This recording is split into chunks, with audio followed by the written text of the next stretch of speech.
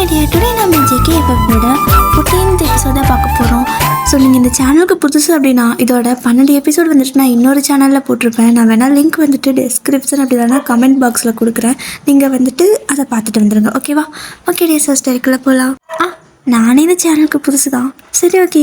லாஸ்ட்டாக இதெல்லாம் முடித்தோம் அப்படின்னா ஜேகே நான் உனக்கு கெமிஸ்ட்ரி கிளாஸ் எடுக்கிறேன், டச் விட்டு போச்சு அப்படின்னு சொல்லிட்டு உங்களுக்கு கிஸ் பண்ண வந்திருப்பாரு. நீங்கள் அவர் மேலே இருக்கிற கோபத்தில் வந்துட்டு ஒரு மாதிரி கொஞ்சம் பதட்டமாகவும் இருக்கும். ஏன்னா உங்களோட மாமா ஆச்சே, ஸோ லவ்வும் இருக்குது, அட் த சேம் டைம் அதே அளவு கோபமும் இருக்கா. அதனால் அவரை ஜஸ்ட்டை பிடிச்சி கீழே தள்ளியிருப்பீங்க. ஸோ அவர் விளையாடுற மாதிரி போயிருப்பார். அதோட முடிச்சிருப்போம். அதுக்கடுத்து என்னாச்சு அப்படிங்கிறத இந்த எபிசோடில் பார்க்கலாம். ஸோ இப்படி தான் நீங்கள் வந்துட்டு அவரை பிடிச்சி ஒரு தள்ளி விட்டுருப்பீங்க. அவர் அப்படியே கீழே விழுந்துருவார். ஆனால் விழுந்த மனுஷன் தான் மட்டும் விழலை, உங்களே சேர்த்து இழுத்துருப்பார். கையை வந்து பிடிச்சிருந்துருப்பார்ல. ஸோ நீங்கள் அதை மறந்துருப்பீங்க. பிடிச்சி தள்ளறப்பவே, அவர் பிடிச்சி நீங்கள் தள்ளறப்பவே உங்கள் கையை அவர் ஹோல்ட் பண்ணியிருப்பார். ஸோ அவர் அவர் மேலே நீங்கள் விழன்னு. ஸோ 2 பேரும் பொத்துன்னு அப்படியே ஒருத்தர் மேலே ஒருத்தர் விழுந்துடுறீங்க. ஸோ ஜேகே தான் அடியில் கிடப்பார், நீங்கள் அவர் மேலே விழுந்திருப்பீங்க. அப்போது உங்களுக்கு அவர் மேலே கோவம் தான். ஆனால் என்ன தான் கோவம் இருந்தாலும் உள்ளே இருக்க லவ் வந்துட்டு வெளில தெரியும், அது கொஞ்சமாக தெரியும்ல. ஸோ அந்த மாதிரி தான் உங்களே அறியாமல் உங்களோட கை வந்துட்டு ஆட்டோமேட்டிக்காக ஜேகேயோட ஹேர் ஒரு மாதிரி கோதி விடுவாங்களோ, ஸோ முடியும் அந்த மாதிரி பண்ணிவிட்டு அவரோட கண்ணு லைட்டாக ஒரு மாதிரி இப்படி லைட்டாக தேய்க்கிறீங்க. ஸோ ஜேகே உங்களோட கை மேலே அவரோட கை வச்சு உங்களோட கை எப்படியே அவரோட கண்ணத்தை விட்டு போகாத மாதிரி பிடிச்சிக்கிறாரு. நீங்கள் அவரோட கண்ணையே பார்த்துட்டே இருப்பீங்க, அவரும் உங்களே தான் பார்த்துட்ருக்காரு. எவ்வளோ நாள் ஆச்சுல, நீங்கள் 2 பேருமே ரொம்பவே மிஸ் பண்ணுறீங்க ஒருத்தரை. ஸோ அந்த ஐ கான்டாக்ட் ஒரு 10 நிமிஷம் போல் அப்படியே லாங்காக வந்துட்டு கண்டினியூ ஆகிட்டே இருக்குது. எந்த ஒரு பேச்சும் கிடையாது, ஒரு சின்ன சத்தம் கூட கிடையாது.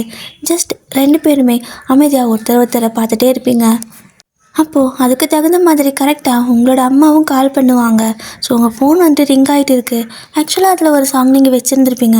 ஆனால் நீங்கள் ஃபோன் ரிங் ஆகுறது அப்படிங்கிற ஒரு ஃபீல் இல்லாமல் அந்த சாங் வந்துட்டு ஒரு மாதிரி ஃபீல் பண்ணிவிட்டு 2 பேருமே கேட்டுட்ருப்பீங்க.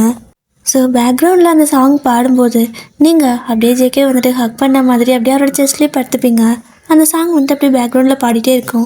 அப்போது ஜேகே வந்துட்டு உங்களை வந்துட்டு அப்படியே அந்த ஃபேஸை வந்துட்டு அவரை பார்க்க வைப்பாங்களோ, ஸோ அந்த மாதிரி உங்களோட ஃபேஸை வந்துட்டு அப்படியே லைட்டாக அந்த மாதிரி சின்ன வந்துட்டு அப்படியே லிஃப்ட் பண்ணுவார். அப்போ நீங்கள் திரும்ப ஜேகேவை பார்ப்பீங்க. அப்படியே பேக்ரவுண்டில் அந்த சாங் ஓடிட்டே இருக்கும்.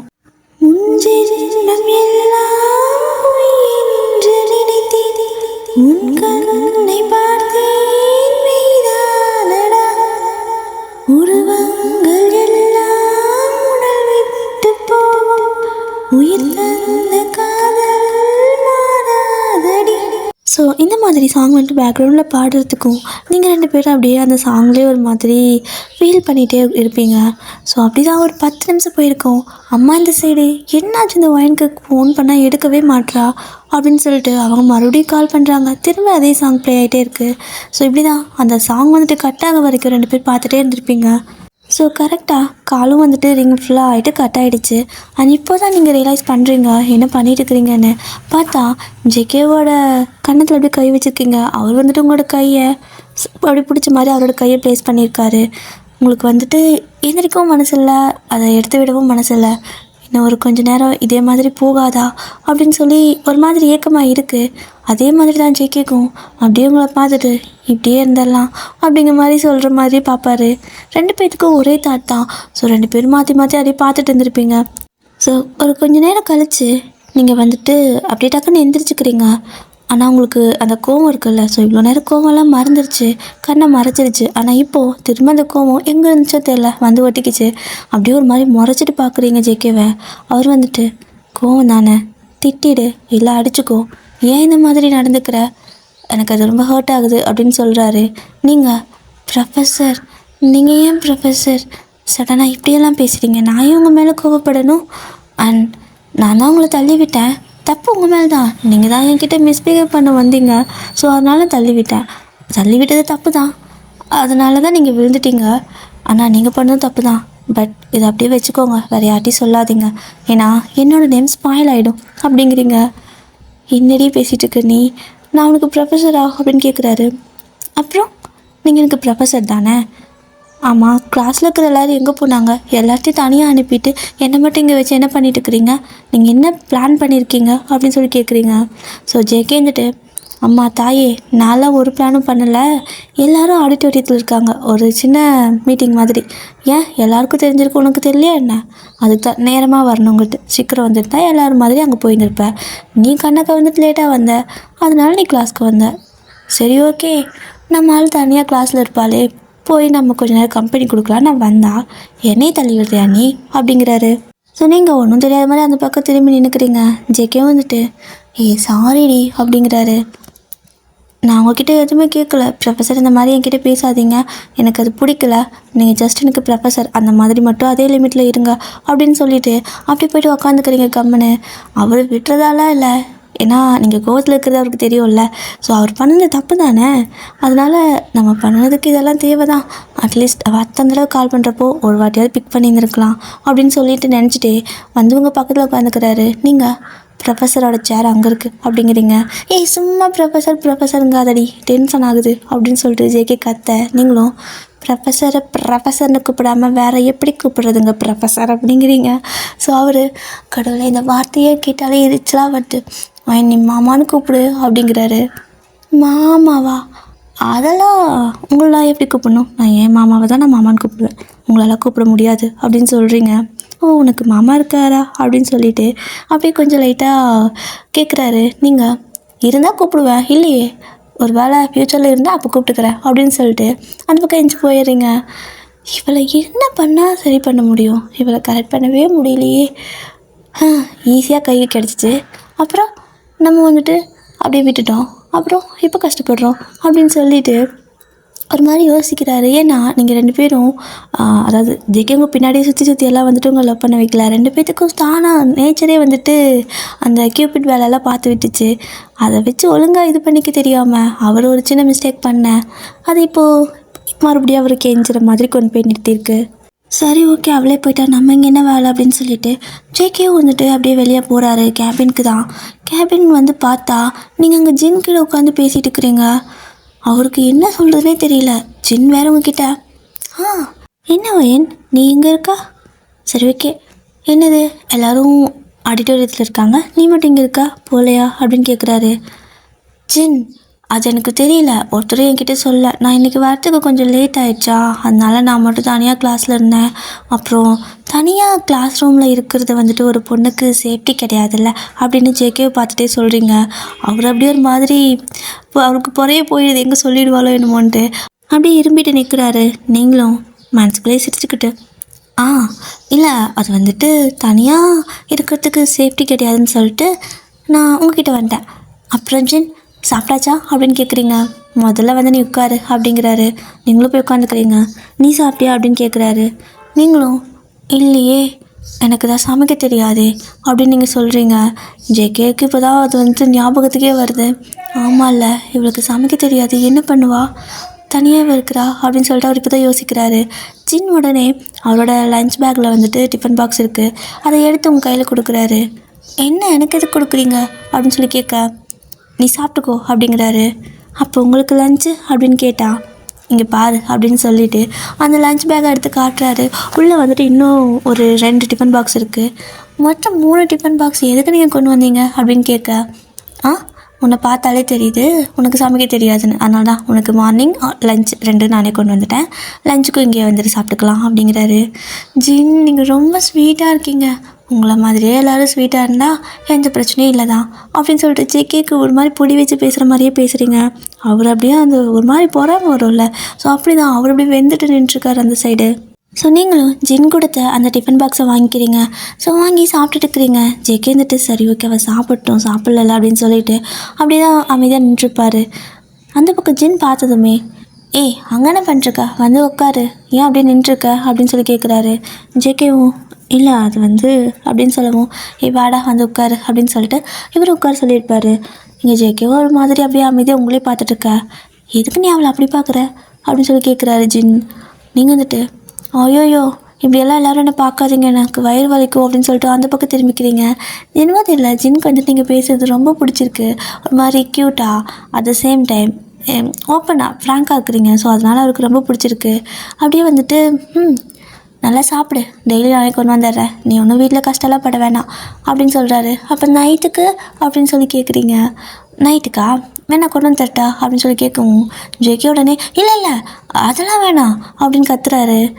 நீங்கள் அப்படியே ஜேகே ஒரு மாதிரி சைலண்ட்டாக பார்க்க ஜின்னும் அப்படி தான் அவரை பார்க்குறாரு.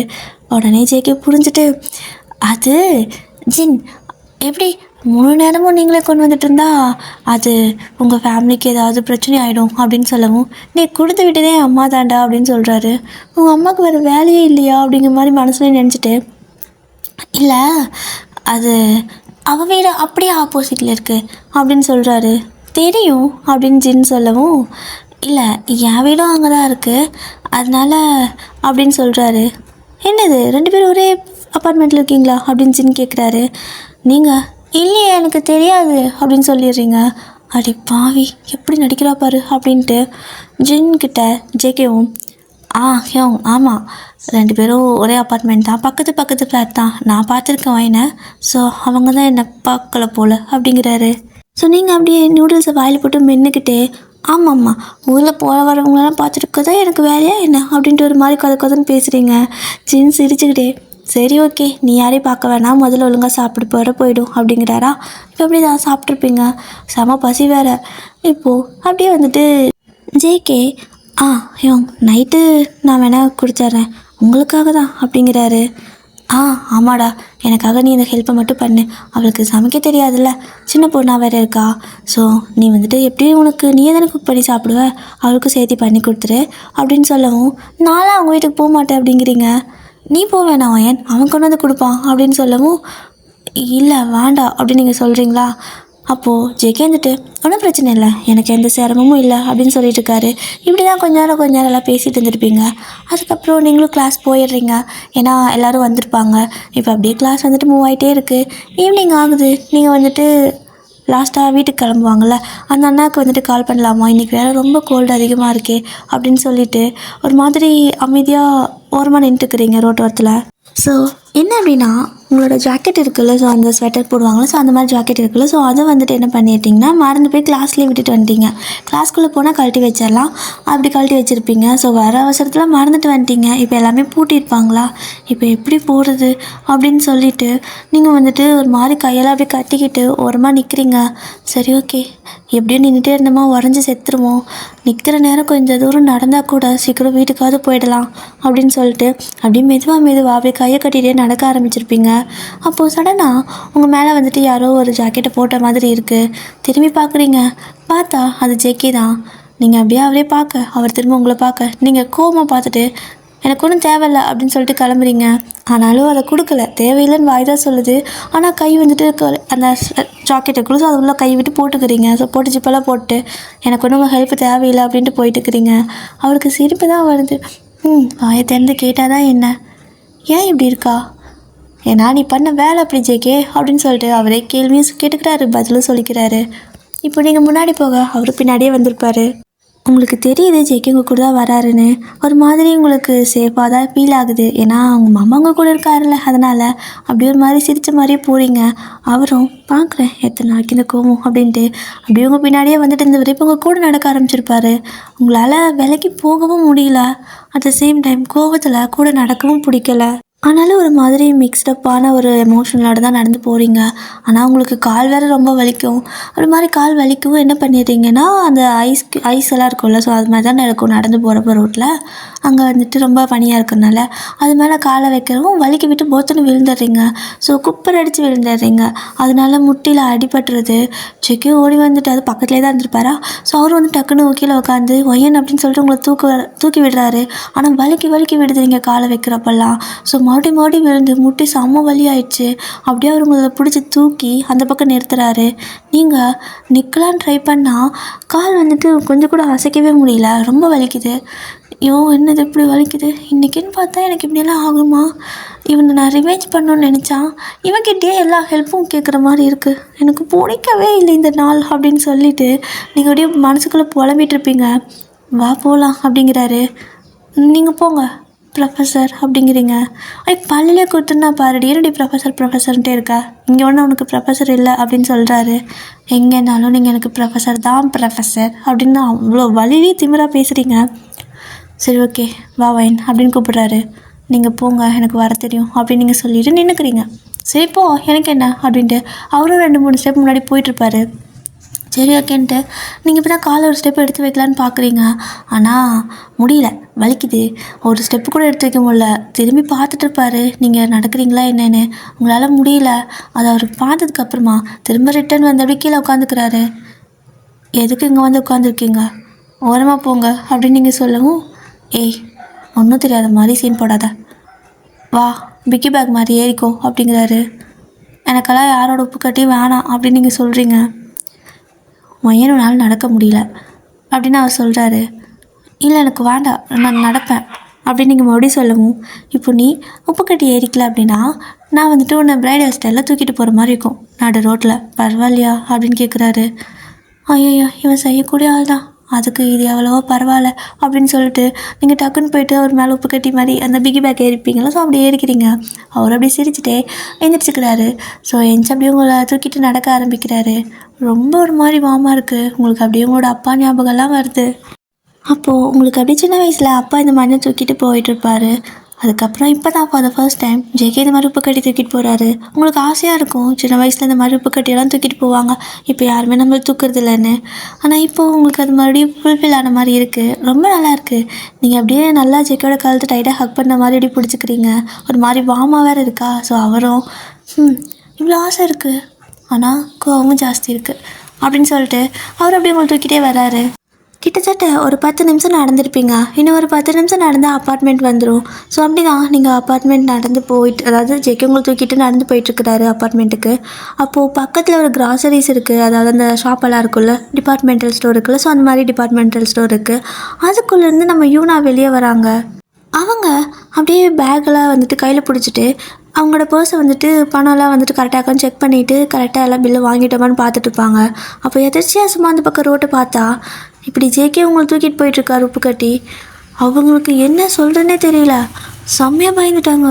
ஐயோயோ இவன் என்ன இப்படி தூக்கிட்டு போயிட்டுருக்குறான், வயன் தானே அது, கடத்திட்டு போகிறானா, நேற்று என்ன என்கிட்ட ப்ரப்போஸ் பண்ண வந்தான், இன்றைக்கி எனக்கு கல்யாணம் ஆச்சுன்னு தெரிஞ்சதும் அவளை, அட கடவுளே என்ன சொல்கிறதுண்ணா, வயனை காப்பாற்றி ஆகணுமே அப்படின்ட்டு அவங்க வாங்கின அத்தனை திங்ஸும் அப்படியே அந்த டிபார்ட்மெண்டல் வாசல்லே பொத்துன்னு போட்டுட்டு அங்கேருந்து அப்படியே ஓடி வர ஆரம்பிக்கிறாங்க. ஸோ ரோடை கிராஸ் பண்ணி ஓடி வந்துட்டுருக்காங்க. அப்படி ரோடை கிராஸ் பண்ணுறப்போ ஜேகேவை பார்த்துட்டு ஏய் நில்லு அப்படின்னு சொல்லி ஒரு கற்றுறாங்க. ஜேகே திரும்பி பார்த்தா இந்த யூனா, அவருக்கு பயம் ஆகிடுச்சு. ஏன்னா காலையிலே அவங்க அவ்வளோ பண்ணியிருப்பாங்கல்ல. ஸோ அதனால் அவர் வந்துட்டு பயந்துட்டு ஓட ஆரம்பிக்கிறாரு. ஐயோ இந்த பொம்பளையா, இது வந்துச்சுன்னா டார்ச்சர் பண்ணுவாளே அப்படின்னு சொல்லிட்டு அவர் ஓட ஆரம்பிக்கிறாரு. இந்த பக்கம் நீங்கள் ஏன் ஓடுறான் அப்படின்னு சொல்லிட்டு அப்படி பார்த்தீங்கன்னா பின்னாடி யூனா துரத்திட்டு வந்துட்டுருக்காங்க. ஓ இதுதான் மேட்ரா அப்படின்னு சொல்லிட்டு நீங்கள் வந்துட்டு இதை அப்படியே யூஸ் பண்ணிக்கலாம் இந்த சான்ஸ் அப்படிங்கிற மாதிரி யோசிக்கிறீங்க. ஒரு மாதிரி வைல்டாக சிரிக்கிறீங்க. இந்த பக்கம் ஜேகே அந்த அது மாதிரி பனியெல்லாம் இருக்குல்ல, ஸோ அந்த இதில் கூட கஷ்டப்பட்டு ஓடிக்கிட்டே இருக்காரு. பின்னாடியே யூனா விடவே இல்லை, துரத்திட்டே இருக்காங்க. டே நில்லுடா, அவளை தூக்கிட்டு போகாதடா அப்படின்னு சொல்லிட்டு. இந்த பக்கம் நீங்கள் அப்படியே லைட்டாக திரும்பி யூனா அப்படின்னு சொல்லிட்டு கையை ஒரு மாதிரி பயந்துட்டு காட்டுற மாதிரி காட்டுறீங்க, காப்பாற்று அப்படிங்கிற மாதிரி. ஏன் நீ கவலைப்படாத, நான் இருக்கேன், உன் அக்கா யூனா இருக்கேன் அப்படின்னு சொல்லிட்டு அவங்க வந்துட்டு அப்படியே பின்னாடியே ஓடி வராங்க. ஸோ நீங்கள் அப்படியே உங்கள் கையை பின்னாடி அவங்கள பார்த்த மாதிரி நீட்ட, அவங்க அப்படியே முன்னாடி உங்களை பார்த்த மாதிரி கையை நீட்டேன்னு சொல்லிட்டு அப்படியே நான் ஜேகே முன்னாடி ஓடிக்கிட்டு இருக்காரு. நீங்கள் இந்த மாதிரி ஒரு வேலை தானே பண்ணி விட்டுட்டு கம்முன்னு இருந்துட்டீங்க. ஸோ ஓடுறது என்னமோ இவங்க 2 பேர் தான். ஒரு வேளையா ஜேகே ஃபாஸ்ட்டாக ஓடி வந்தங்காட்டிக்கும் 5 நிமிஷத்தில் அப்பார்ட்மெண்ட்டுக்கே வந்துட்டார். அப்போது வந்துட்டு அந்த கேட் இருக்குல்ல, ஸோ கேட் வெளியே ஓடிடுறாரு. வந்துட்டு லிஃப்ட்டை சீக்கிரமாக ஆன் பண்ணுறாரு. இந்த பக்கம் அவர் லிஃப்ட்டை ஆன் பண்ணி லிஃப்ட்டில் ஏறியாச்சு. ஆனால் இந்த பக்கம் யூனா பின்னாடியே வந்திருப்பாங்க. வந்து பார்த்தா லிஃப்ட்டு மேலே போயிட்டுருக்கு. ஐயோ அவளை கத்திட்டு போகிறான் அப்படின்னு சொல்லிட்டு அவங்க என்ன பண்ணுறாங்க அப்படின்னா இந்த பக்கம் ஸ்டெப்பில் ஏறி ஓடி வந்துட்டுருக்குறாங்க. அவங்க அப்படியே ஸ்டெப்பில் ஓடி வந்து அடுத்த ஃப்ளோரில் நின்னா கரெக்டாக வர லிஃப்ட்டு மேலே க்ளோஸ் ஆகிட்டு மேலே ஏறிடுது. நீங்கள் அவங்கள பார்க்குறப்பெல்லாம் யூனான்னு கையை வேறு நீட்டுறீங்க. ஜெக்கிக்கு ஒன்றும் புரியல, இவ ஏன் அப்படி பண்ணுறான்னு தெரியல.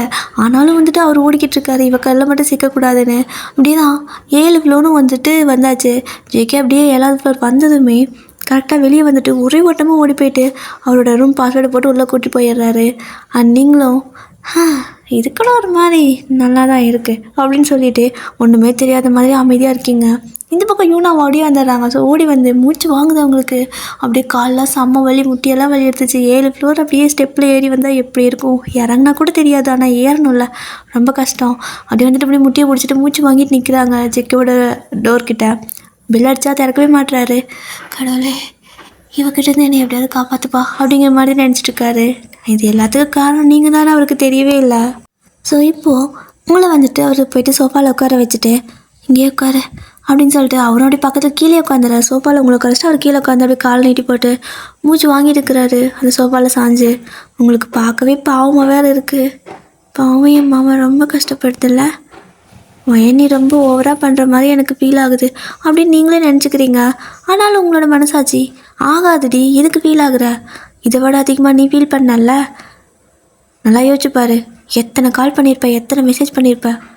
அப்போல்லாம் இவன் உன்னை நினச்சி ஃபீல் பண்ணாலே என்ன, எப்படியோ போட்டு எக்கேட கேட்டு போட்டுன்னு விட்டுட்டு தானே போனான். இப்போ கூட நீ தான் இவனை தேடி வந்திருக்க, அவன் உனக்காக வரல அப்படின்னு சொல்லிட்டு அந்த மனசாட்சி வேலை உங்களை விடவே மாட்டேங்குது. கோவம் வந்துட்டு கண்ட்ரோல் பண்ணிக்கலான்னு நினச்சாலும் அந்த இன்னொரு மைண்ட் வந்துட்டு ஒரு மாதிரி எச்சு தான் பண்ணி விடுது. அப்படின்னு நீங்கள் அமைதியாக உட்காந்துக்கிறீங்க. ஜேகேவும் ஒரு கொஞ்ச நேரம் கழிச்சு தண்ணி குடிந்தா அப்படின்ட்டு தண்ணி கொடுக்குறாரு. வாங்கி குடிச்சுக்கிறீங்க.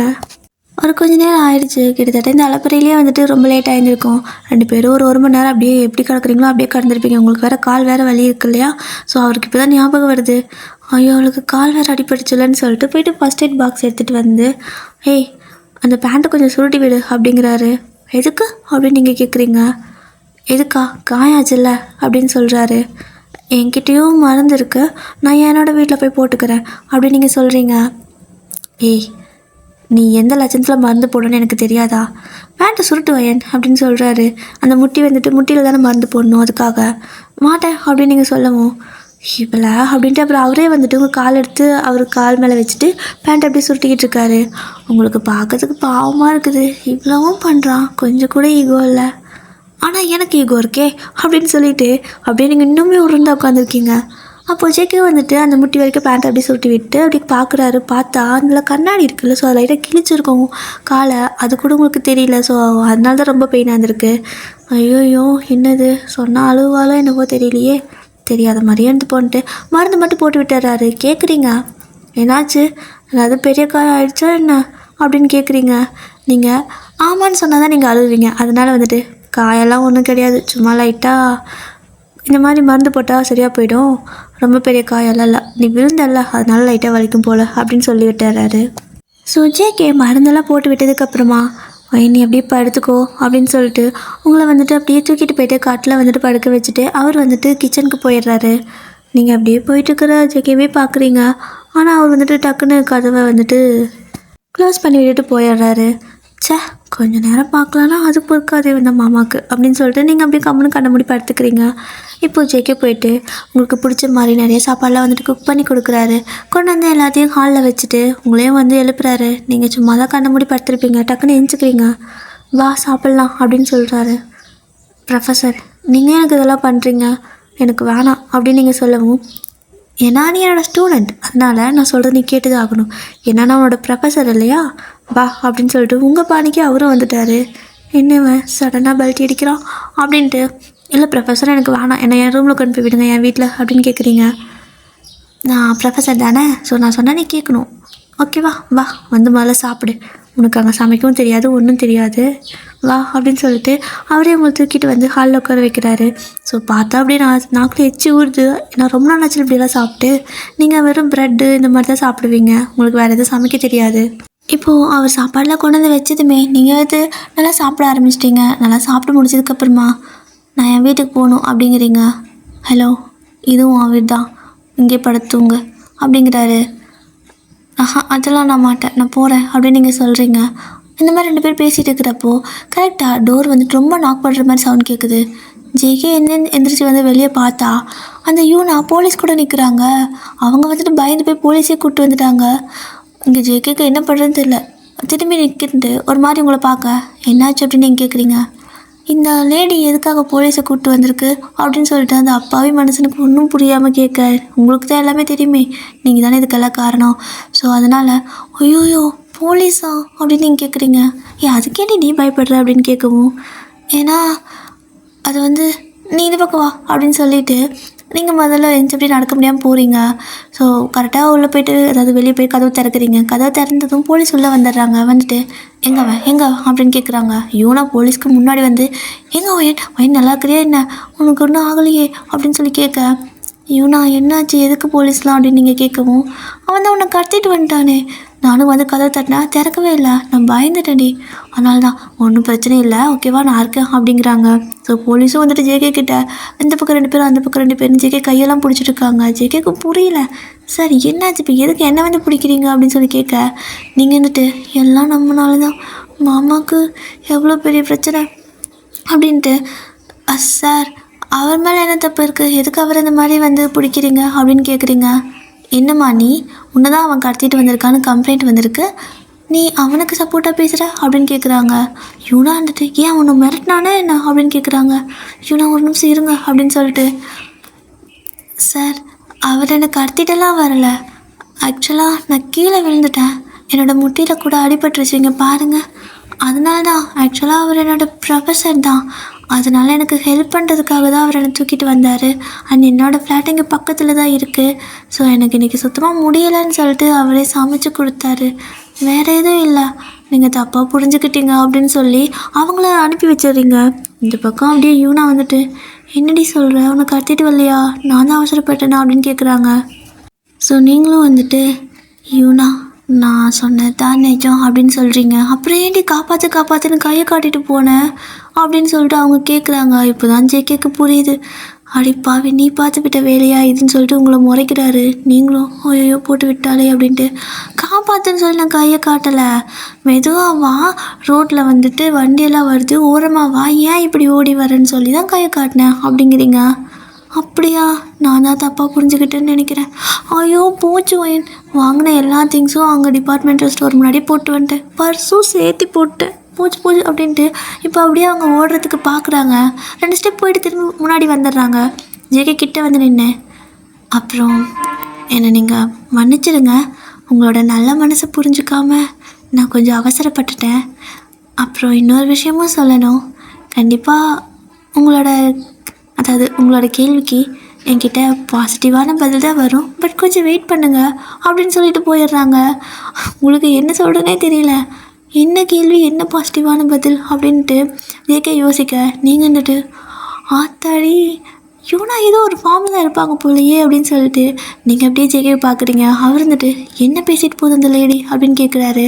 நீங்களும் அதுவா, நீங்கள் ப்ரப்போஸ் பண்ணீங்கல்ல, ஸோ அதுக்கு அவங்க கண்டிப்பாக எஸ் தான் சொல்லுவாங்களாம், ஆனால் ஒரு கொஞ்ச நாள் வெயிட் பண்ண சொல்கிறாங்கப்பா, வெயிட் பண்ணுங்க ப்ரொஃபஸர் அப்படின்னு சொல்லிட்டு அப்படியே வந்துட்டு உங்களோட கணத்தில் கை வச்சுட்டு ஜேகேவை பார்த்து சிரிச்சுட்டு பேசுகிறீங்க. அவர் வந்துட்டு நான் எப்படி ப்ரப்போஸ் பண்ணேன் உங்களுக்கு அப்படிங்கிறாரு. ஏன் பண்ணலை இன்றைக்கி காலையில் அப்படிங்கிறீங்க. நான் எங்கடையே ப்ரப்போஸ் பண்ணேன், ஏன்டி என்ன இப்படி பண்ணுறீங்க அப்படின்னு சொல்லிட்டு அவர் இருந்துட்டு இன்னும் எத்தனை பிரச்சனை வருமோ எனக்கு தெரியல, சரி நீ வந்து தூங்குவா, கொஞ்ச நேரத்தில் எனக்கு தலையும் புரியல காலும் புரியலன்னு சொல்லிட்டு உங்களை தூக்கிட்டு போய்ட்டு மறுபடியும் காட்டில் வந்துட்டு படுக்க வைக்கிறாரு. நீங்கள் வந்துட்டு என்னை என் வீட்டில் கொண்டு போய் விட அப்படின்னு சொல்லி கேட்குறீங்க. விடுறேன், ஆனால் நீ வந்துட்டு என்ன மாமான்னு கூப்பிடு அப்படிங்கிறாரு. கூப்பிட மாட்டேன் அப்படின்னு நீங்கள் சொல்லவும், சரி ஓகே நீ கூப்பிடவே வேணாம் ஜஸ்ட் தூங்கு அப்படின்னு சொல்கிறாரு. ஆனால் உங்களுக்கு ரொம்ப வலிக்குது, ஒரு மாதிரி காலையே பார்த்துட்டு ஒரு மாதிரி காலை தடவிக்கிட்டே இருக்கீங்க. அதனால் அவர் உங்களுக்கு வந்துட்டு ஒரு டேப்லெட் வந்துட்டு கொடுக்குறாரு, அது பெயின் கில்லர். ஸோ நீங்களும் அதை முழுங்கிட்டு அப்படியே படுத்து தூங்கிடுறீங்க. அப்படியே உங்கள் பக்கத்துலேயே ஜேக்கும் வந்துட்டு அவர் போர்வை உங்களுக்கு போத்திக்கிட்டு அதே போர்வை அவர் எடுத்து போத்திக்கிட்டு உங்களை ஹக் பண்ண மாதிரி அப்படியே அவரும் படுத்து தூங்கிடுவார். ஸோ இப்படி தான் ஒரு கொஞ்ச நேரம் நல்லா தூங்கியிருப்பார்.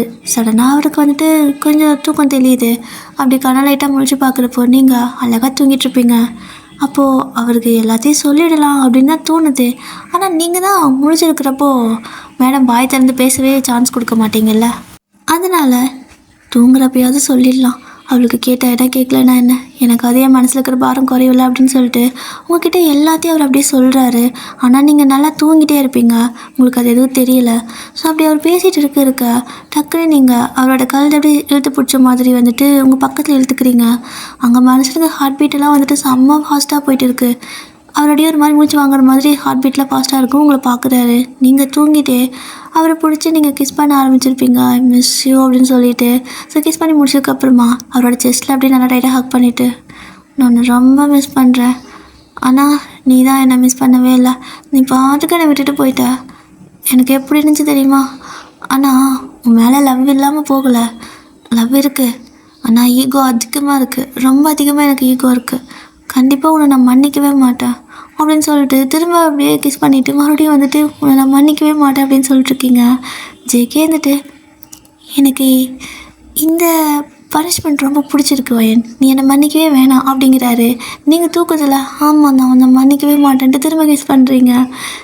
அவர், நீ இன்னும் வேணால் எனக்கு தண்டனை கொடுத்துக்கோ, எனக்கு ஒரு பிரச்சனையும் இல்லை அப்படிங்கிறாரா. திரும்ப நீங்கள் இதோ கொடுக்குறேன் அப்படின்னு சொல்லிட்டு அவர் கணத்தில் மாற்றி மாற்றி கிஸ் பண்ணிவிட்டு கொஞ்சம் நான் மன்னிக்க மாட்டேன்னு அவர் ஹக் பண்ணி அப்படியே தூங்க ஆரம்பிச்சிருப்பீங்க. அவருக்கு ஒரு மாதிரி ஜாலியாக இருக்குது, இந்த தண்டனையும் நல்லா தான் இருக்குயா அப்படின்னு சொல்லிட்டு அவர் அப்படி டைட்டாக அவங்களை ஹக் பண்ண மாதிரி இப்படி படுத்து தூங்கியிருப்பார். ஸோ இப்படி தான் மார்னிங் வந்துட்டு விடியுது. நீங்கள் கண்ணை முழிச்சு பார்க்குறப்போ ஜேகே அப்படியே அழகா அப்படியே எப்படின்னா உங்களோட ஃபேஸ் கிட்ட அவரோட ஃபேஸ் வச்சு அப்படி தூங்கிட்டு இருப்பார். ரெண்டு பேர்த்தோட ஃபேஸ் அவ்வளோ பக்கமாக இருக்கும், அழகாக இருக்கும் பார்க்கறதுக்கே. அப்படியே நீங்கள் அவரை பார்த்துட்டே இருப்பீங்க. ஸோ அப்போ கரெக்டாக உங்களோட அம்மா ஃபோன் பண்ணுறாங்க. திரும்ப அதே சாங் தான் வருது.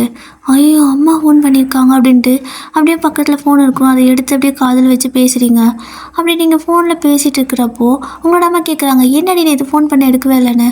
அது சும்மா கொஞ்சம் காலேஜில் வேலை இருந்துச்சு, நிறையா படிக்கிறது இருந்துச்சுனால எடுக்க முடியல அப்படின்னு சொல்கிறீங்க. இங்கே வேறு ஜேகே உங்களை ஹக் பண்ணி படுத்துட்ருப்பாரு. அப்போது தூக்கத்தில் அவர் என்ன பண்ணிடுறாருன்னா உங்கள் கண்ணத்தில் வந்துட்டு சும்மா அந்த முத்தம் கொடுப்பாங்களோ, ஸோ அப்படி வந்துட்டு முத்தம் அதை கிஸ் பண்ணுறாரு. அது உங்களோட அம்மாவுக்கு சத்தம் கேட்குது. என்னடி ஏதோ ஒரு மாதிரி சத்தம் கேட்குது அப்படின்னு சொல்ல நீங்கள் ஜேகேவோட வாய் பிடிச்ச போய் அந்த பக்கம் தள்ளுறீங்க.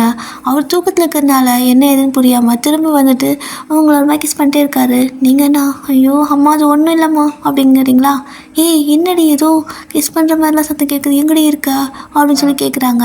ஐயோ நான் எனக்கே தான் கிஸ் பண்ணிக்கிறேம்மா, இதை பாரு, அப்புறம் உன்னை ரொம்ப நான் மிஸ் பண்ணுறேன்னா அதான் உனக்கு வந்துட்டு கிஸ் பண்ணுற நினப்பில் நான் என் கையை கிஸ் பண்ணிக்கிட்டு இருக்கிறேன்ட்டு நீங்கள் ஒரு பக்கம் வச்சு உங்கள் கைக்கே மொத்தம் கொடுத்துட்ருப்பீங்க. ஸோ அதனால் உங்களோட அம்மா ஒரு மாதிரி டவுட் ஆயிடுச்சு, என்னவா வியர்டாக பேசுகிறா, என்னமோ சத்தம்லாம் ஒரு மாதிரி கேட்குது அப்படின்ட்டு டக்குன்னு வீடியோ கால் பண்ணி விட்டுறாங்க. ஸோ அப்படியே நீங்கள் அது வீடியோ கால், அதாவது கால் பேசிட்டு இருக்கிறப்ப வீடியோ கால் கனெக்ட் பண்ணுவாங்களோ, ஸோ அந்த மாதிரி கனெக்ட் பண்ணிடுறாங்க. அண்ட் கரெக்டாக அது வீடியோ கால் பக்கத்தில் வேறு ஜேகே படுத்துட்டு இருப்பார். ஒரு மாதிரி நீங்கள் ஷாக்காக அப்படியே அந்த வீடியோ கால் ஆன் ஆயிடுச்சுன்னு சொல்லி பார்க்க உங்களோட அம்மா அந்த பக்கம் பார்த்துட்ருக்க. இதோட இந்த எஃப்எஃப்ஐ இப்போதைக்கு நான் முடிச்சுக்கிறேன். இதுக்கு அடுத்து என்னாச்சு அப்படிங்கிறத நான் நாளைக்கு எபிசோடில் பார்க்கலாம், ஓகேவா?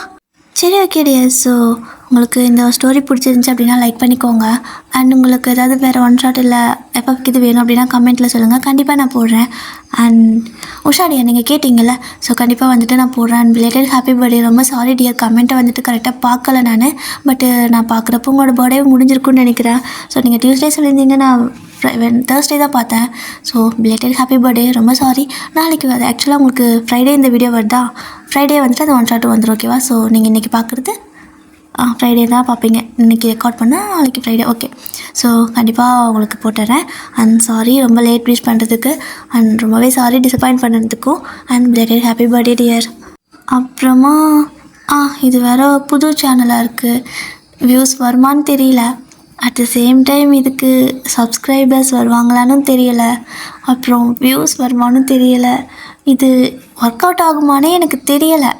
ஆனாலும் ரொம்ப நேரத்தெல்லாம் கிளம்பி போயிட்டு அப்புறமா சரி ஓகே இதுதான் கரெக்டு அப்படின்னு சொல்லிட்டு அதுக்காக இதை மாதிரி பண்ணிட்டேன். நான் வளர்றேன்னு தெரியுது, ஏன்னா என் மைண்ட் வந்துட்டு ஒரு மாதிரி ஸ்டேபிளாக இல்லை, ஒரு மாதிரி இன்னுமே கன்ஃபியூஷனாக தான் இருக்கேன்.